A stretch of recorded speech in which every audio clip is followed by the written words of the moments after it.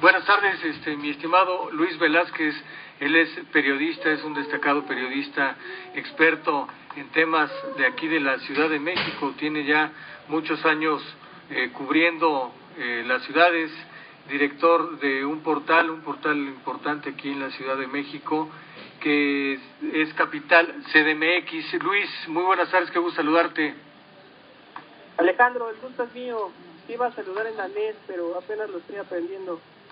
No, hombre, ¿cómo crees? Te saluda también aquí Berenice León. Luis, ¿cómo viste de un primer acercamiento este informe de la doctora Claudia Sheinbaum? Saludos también a Berenice y a todo tu auditorio. Muchas gracias por el espacio y por tus palabras, muy agradecido. Mira, el informe lo escuché con mucha atención y lo primero que te diría es que fue un informe hueco. O sea, nos repitió lo que dice todas las mañanas en sus videoconferencias. No hay logros por destacar en este año de pandemia, pero a mí me gustaría que nos fuéramos primero un poquito más para atrás, porque ahí yo creo que puede haber matices. El primero es, el primer año de Claudia Sheinbaum fue de claroscuros, así lo pudimos nosotros distinguir, porque tuvo acciones favorables y algunas desfavorables. Era su primer año, se entendía que estaba asumiendo un barco, que su argumento siempre ha sido que los anteriores se lo dejaron deshecho, entonces ella vino a reconstruir y fue un gobierno de claroscuros. Pero ahí vimos, por no vernos o no ser tendenciosos, vimos que, por ejemplo, sí mejoró vialidades, ha hecho una buena labor en temas de remodelar avenidas principales. Creo que todos los que hemos salido a la calle hemos podido ver que los parques y jardines principales de la ciudad están bien adornaditos, ¿no? Paseo de la Reforma, Nochebuena, Cempasúchil, en cada temporada, lo ves un trabajo ahí en esta parte de embellecer la ciudad. Pero es lo único que hemos visto destacable de esta administración, porque para, se decía, remontar un poco el tema, para llegar a lo actual, por ejemplo, en su primer año de gobierno hubo una crisis de los secuestros de jóvenes, un delito que ya se había extinguido en la Ciudad de México. Tuvimos esa crisis. Luego vino el choque del metro de Tacubaya, que el único choque que había tenido el metro así de aparatoso había sido en la década de los 70. Con Mancera hubo un choque similar ahí por la bajada de Oceanía, pero fue sin gente, no fue un choquecito, un golpecito ahí normal que se da en la temporada de lluvia, pero ese sí fue un choque gravísimo, cobró vidas y a la fecha pues no hay reparación del daño. Y que eso te habla de una descomposición que a la fecha se sigue viendo en el principal transporte de la Ciudad de México, que es el metro. Es la columna vertebral del transporte de la Ciudad de México, y quizá ahorita muchos nos dirán, está funcionando bien, porque a cierta medida en lo que va del año no hemos escuchado escándalos del metro, pero es porque hemos estado confinados 8 meses. En 8 meses ha habido poco flujo de usuarios en el metro, y eso ha hecho que no haya tantos escándalos como normalmente, si no veríamos el cómo se aglutina la gente en Pantitlán, las inundaciones, etcétera, y eso tan desastroso como el choque o las fallas de las escaleras eléctricas. Ahora, yo recuerdo que Sheinbaum quiso en el año anterior hacer su tema de esta, ¿cómo le llama a ella? Su rendición de cuentas, que en realidad no es rendición de cuentas, sino son informes donde ella promociona sus acciones de gobierno. Hizo su informe de 200 días y que pues no fue como muy efectivo, y ya a partir de ahí fue su último año, y ahí ya lo único que podríamos resaltar en el primer año fue el tema de la caída de su amigo y consejero jurídico Héctor Villegas, junto con también su amiga, la titular del INVEA, por ser cachados en actos de corrupción con uno de los principales líderes del transporte público de la Ciudad de México, que es Ruano. Y ahí te das cuenta del nivel de descomposición. Si un personaje tan cercano a la jefa de gobierno incurre en actos de corrupción, fue un hecho destacable que la jefa de gobierno lo destituyera. Lo que nos preguntamos es cómo pasó tanto tiempo sin que ella se diera cuenta de ese tipo de actos de corrupción y cuál es el efecto que tiene hacia adelante, porque hoy vemos un transporte público pues en muy malas condiciones, y si buscas una explicación, ahí está, la corrupción que prevalece de los líderes del transporte público con las autoridades. Claro, Luis, nos permite ir a un pequeño corte en radio, pero vamos a seguir aquí en redes sociales, un pequeño corte y continuamos analizando, ¿te parece, Luis? Me parece. Gracias.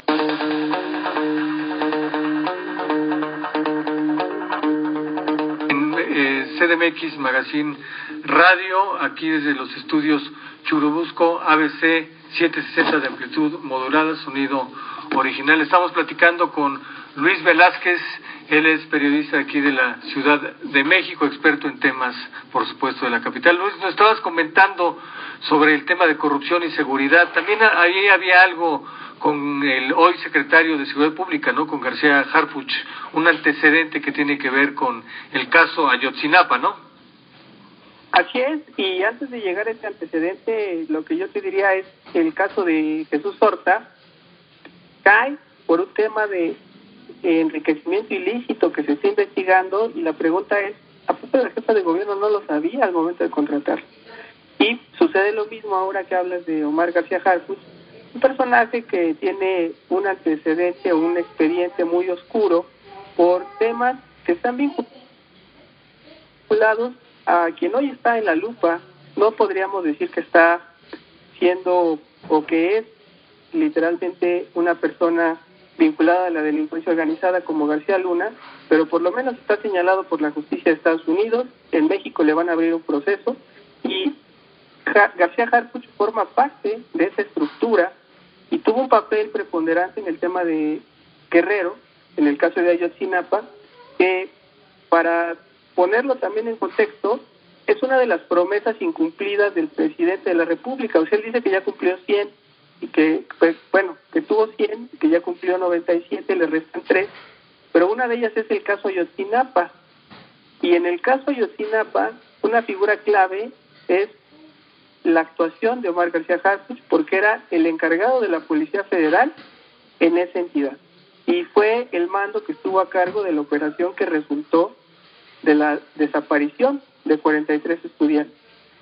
¿Y tú por qué crees que a Claudia Sheinbaum no le ha importado, que ha hecho caso omiso de este tema, de estas críticas, de estos señalamientos, Luis? Mira, no me sorprende, porque creo que la jefa de gobierno solo se escucha a ella misma y al presidente de la República, me queda claro. O sea, ella, un rasgo que ha tenido, y que no solo lo digo yo, sino lo dicen todos los que la conocen en la política, es su soberbia. La caracteriza la soberbia. Y la soberbia, como tú sabes, es una muy mala amiga y mala consejera, y eso hace que no escuche a los demás. Y por eso, si tú te das cuenta, cada que se le señala a Sheinbaum un error, lejos de analizar, evaluar y quizá corregir o quizá desmentir, lo que hace es descalificar. Y siempre ella se pone por delante. O sea, si tú dices que García Harfuch es una persona que tiene un antecedente oscuro, ella de tajo te va a decir que no, que es un gran elemento, y lo va a justificar.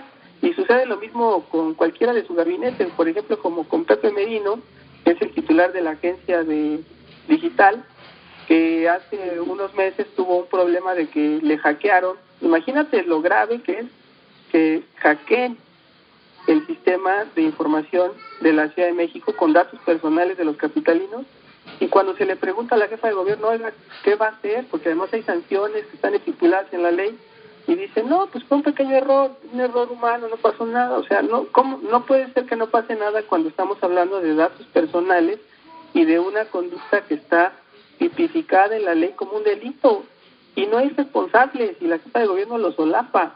Lo mismo pasa con García Harfuch y lo mismo pasa con los demás. Te decía el caso de Héctor Villegas, porque diríamos, oye, ya lo quitó el cargo, qué buena actuación. Sí, pero ¿sabes qué? Sigue formando parte de su equipo. Se reúne constantemente con ella en Palacio, sigue operando para la jefa de gobierno, y a pesar de que lo cachó en un acto de corrupción y ella misma lo denunció, está impune el señor. Entonces, no hay congruencia.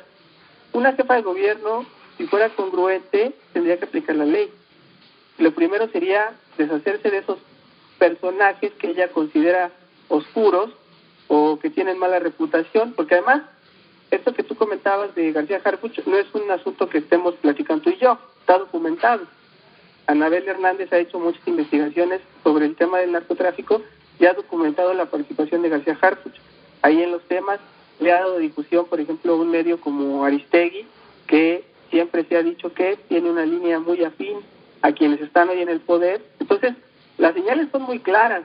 Y si te metes al origen también del personaje, del jefe de la policía, pues vas a encontrar antecedentes todavía peores, como el 68 y de ahí para acá, todo lo que ha sido una historia de represión. Lo que contrasta y lo que salta a la luz es que la jefa de gobierno dice que ella es una mujer que está como emana de las causas sociales, ella siempre está en contra de la represión. Y ahí va otro tema.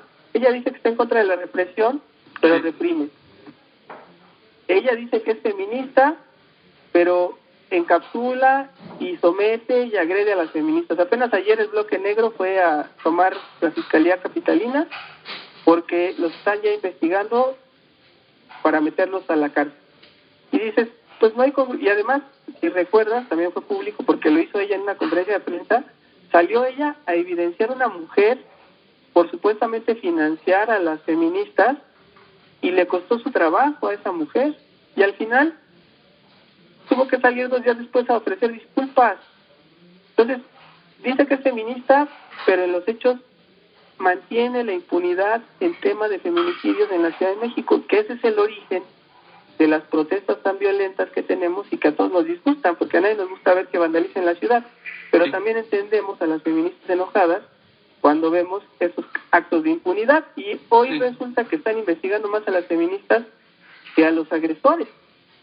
Y esa es una de las incongruencias de este gobierno, que es lo que caracteriza quizás su segundo año, que ha sido desastroso, por el tema de la pandemia y por muchas otras cosas. Súper importante lo que nos menciona. Te saluda Berenice. Sí, Berenice. Justamente en esta línea de que estás hablando sobre las acciones que ha hecho, me parece que también ha invertido muchísimos recursos en dar una buena imagen, justamente como para ocultar estas incongruencias que han surgido a lo largo de su administración. En ese sentido, tú que has documentado y que has dado seguimiento a este tema, ¿cómo ha sido justamente el manejo de redes sociales de la jefa de gobierno? ¿Cuánto ha gastado en publicidad? ¿Cómo ha sido ese gasto? Vamos. Bueno, en materia de promoción y publicidad oficial y propaganda, lo primero que diría es que la jefa de gobierno ha aprovechado que en la Ciudad de México no existe una ley de publicidad oficial. El gasto que se hace hoy en publicidad es discrecional y nosotros lo hemos documentado desde el año pasado.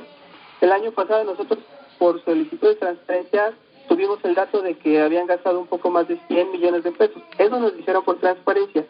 Pero en los hechos, después nos confirmaron que el año anterior, o sea, 2019, la jefa de gobierno gastó casi 700 millones de pesos en publicidad oficial. Ese gasto es similar al gasto más alto que tuvieron los malvados neoliberales que estuvieron antes que ella. Entonces, en este año, lo que hemos podido documentar, de acuerdo a información solicitada vía transparencia en Capital CDMX, es que ha gastado más de 400 millones de pesos en publicidad oficial, y eso se refiere nada más a los temas meramente de propaganda que ella promociona supuestamente en medios de comunicación, ya sea televisión, impresos, radio o internet. Destaca de la jefa de gobierno que, por ejemplo, en el tema de televisión, que sí por un lado es el medio de difusión más grande del país, pues su preferido es Televisa y le ha dado más del 35% del presupuesto. Estamos hablando de 138 millones de pesos que le ha dado Televisa, y eso diríamos, pues es normal, ¿no? No es normal, porque el presidente emitió lineamientos en materia de gasto de publicidad oficial y se enfoca en no promover o no generar monopolios. Y resulta que la jefa de gobierno está fortaleciendo un monopolio, en el caso de Televisa, porque le asigna más del 35% de la publicidad oficial. La Constitución prohíbe los monopolios y los lineamientos del presidente de la República hablan de que ninguna empresa debe de captar más del 25% del presupuesto. Aquí estamos viendo pues que es desproporcional. Ahora, la jornada capta más del 25, por ahí anda, ¿no, Luis? La jornada está entre el 20 y 25, también rebasando los límites, y sabemos que es un periódico que pues es afín a la izquierda, pero que también en algún momento tuvo un mérito o ser un medio destacado porque tenía un gran contrato colectivo de trabajadores, pero que hace 2 años lo destruyó y terminó corriendo a los trabajadores que fueron a huelga y terminó con todas las prestaciones. Y ahora es el medio salvado y beneficiado por el gobierno y también en una especie de monopolio, dándoles, si nos referimos a solo medios impresos, les está dando solo a la jornada 15 millones del total del gasto, que es casi un poquito más del 20%, solo a la jornada. Luis, pues ya tenemos el tiempo encima, sabes cómo son los tiempos en radio. A manera de conclusión, ¿qué calificación le darías a Claudia Sheinbaum del 0 al 10? Mira, hice una encuesta en Facebook hace rato y yo propuse que le daba un 6. Y lo que he visto ahí de la gente que opina es que todos coinciden entre el 6 y muchos le dan el 0, ¿no? Se me hace grave que le den el 0. Solo uno que otro sí le aprueba o le da el 8 o el 10. Pero creo que el 6 es el más justo porque está reprobada en todos los índices. O sea, está reprobada en el índice de inseguridad, en el índice de movilidad, en el índice de la economía, y quizá en la pandemia podríamos decir que ha tenido un buen manejo, pero la realidad es que en la Ciudad de México, desde el 23 de marzo a la fecha, no dejamos de ser el epicentro de la pandemia en México, y es de donde más muertes ha habido. Si estamos en 108,000 en el país, en la Ciudad de México estamos arriba de los 17,000 y en cifras oficiales rebasamos los 30,000. Entonces, eso creo que no nos da ningún saldo a favor, más allá de lo que se pueda decir que están haciendo, que están implementando, además de que ha sido tardío. Nunca hemos visto que en la ciudad se haya domado la pandemia, a pesar de todos los recursos y la capacidad de infraestructura económica y todo lo que tiene. Entonces, yo en esa escala que dices del 1 al 10, pues le pongo un 6, porque para no ser tan agudo en decir que todo lo hace mal, digamos que está reprobada y tiene una raíz ahí por lo poco que ha intentado implementar para mejorar un poco el tema de la pandemia. Luis, perfecto, muchas gracias por esta entrevista. Luis Velázquez, él es director de el diario digital Capital CDMX. Estamos en contacto, Luis, muchas gracias, muy buenas tardes. Gracias a ti, Alejandro, y a Berenice, un abrazo.